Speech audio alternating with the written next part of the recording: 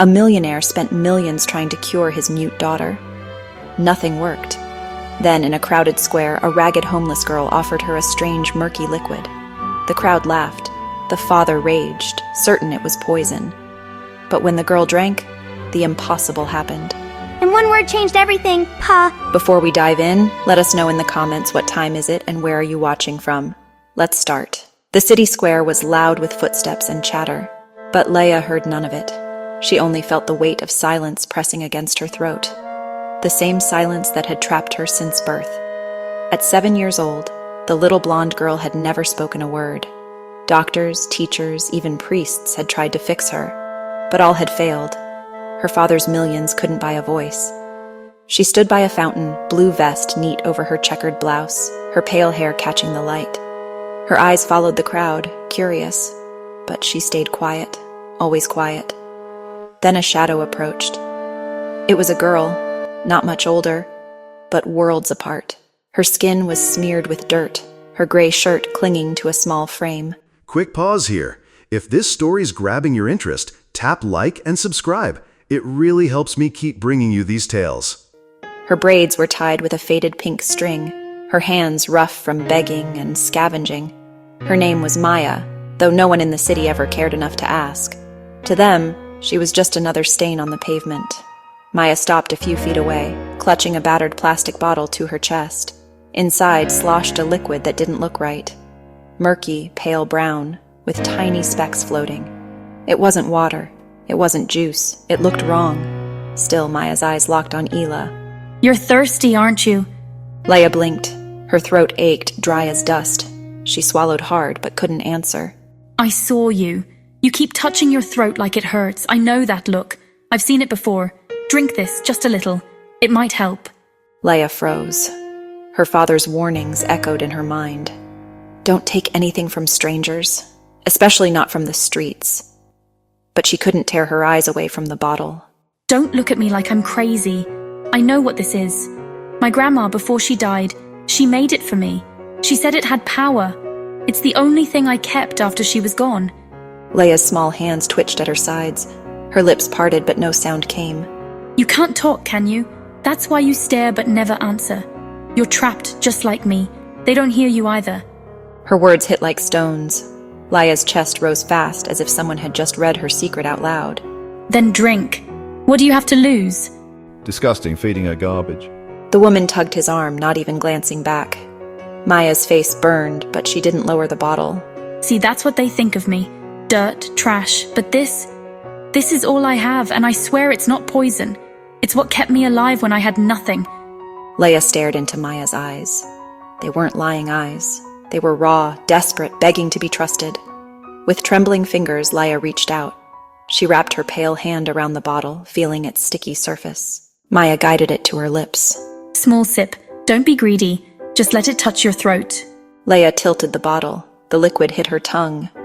Strange, earthy, bitter. Nothing like anything she'd ever tasted. She gagged, coughing, her eyes watering. Slow, don't spit it out, let it sit.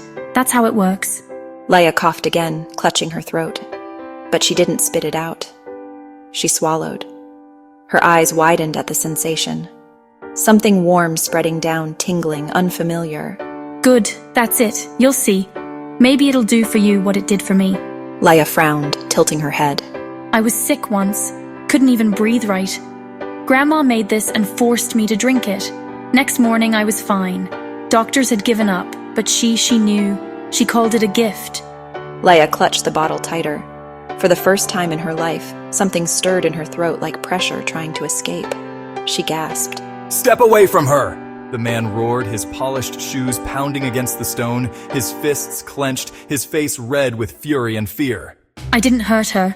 I swear I didn't. Maya froze, clutching the bottle to her chest as if it were armor. Silence! How dare you touch my daughter with that filth? The crowd gasped. People in suits and dresses gathered, whispering and pointing.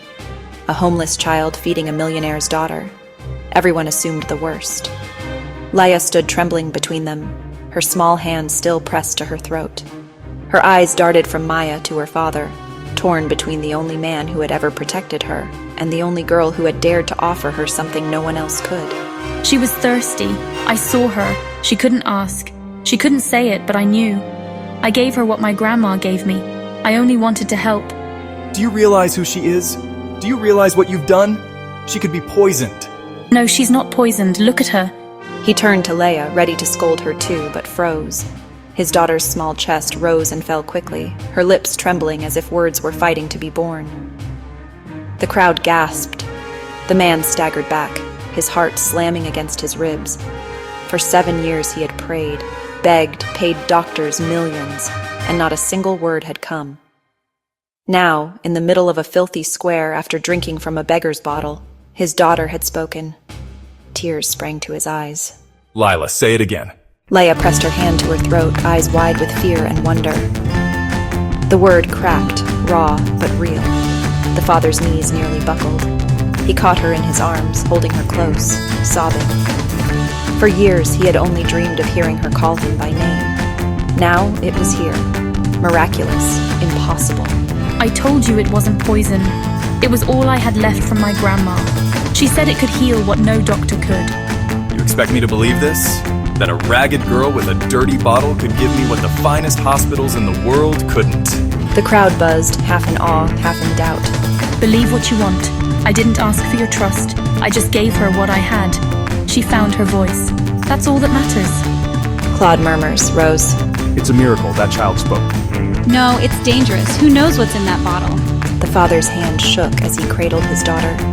He wanted to rage, to call guards, to sweep this filthy child away from his world forever. Papa. It was weak, but it was clear, and it was undeniable. His throat tightened. He sank to his knees, clutching Laya close.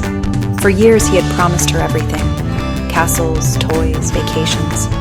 Yet it was a hungry girl from the streets who gave her the one thing his millions never could. Maya stood a step away, her blanket-thin shirt fluttering in the breeze, her expression torn between pride and fear.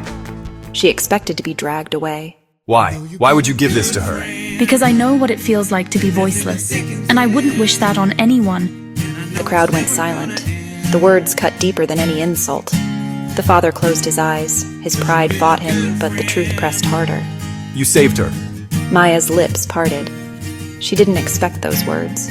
Not from him. He pulled a silk handkerchief from his pocket, pressing it into her hand. It isn't enough. Nothing I give you will ever repay this, but you will never go hungry again. Not after today. Maya clutched the cloth, stunned.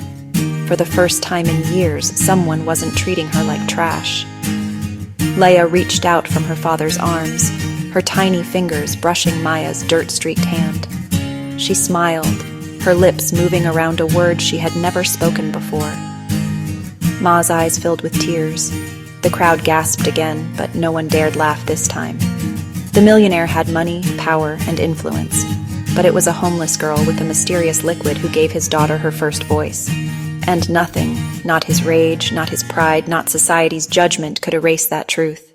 If this story touched you, please like, share, and subscribe for more powerful stories that remind us miracles can come from the most unexpected places.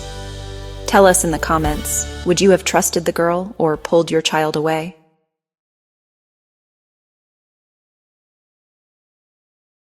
Thank you for treading this trail of tales till we travel together again on another adventure.